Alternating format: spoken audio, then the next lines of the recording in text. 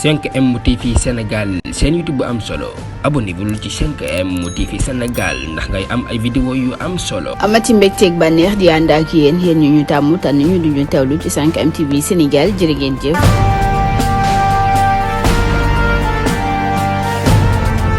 mbokk yi si pour 5M TV Sénégal dal leen ak jàmm ci xibaar ñu àddu wax ci lu soxal fukk ak juróom-ñetti partisans yu ñu teg loxo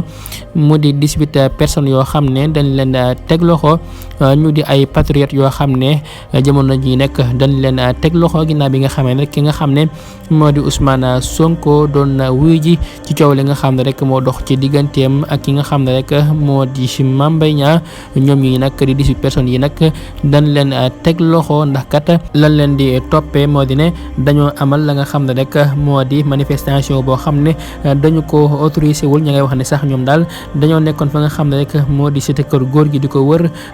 wërloo ña nga xam ne rek ñoo di takk deri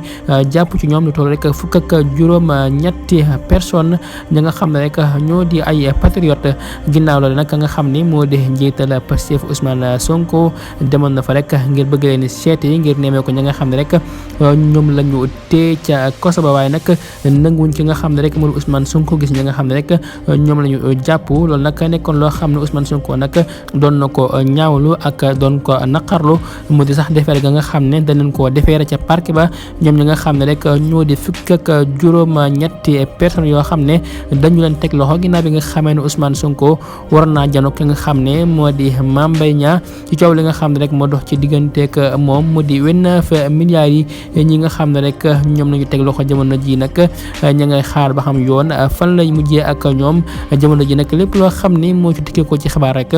dana leen ko toppal ci seen bi di 5M TV Sénégal ngeen wéy di abonné di partager vidéo yi jaa ngeen jëf ci topp gi ak safa gi ak nama gi jaa ngeen jëf.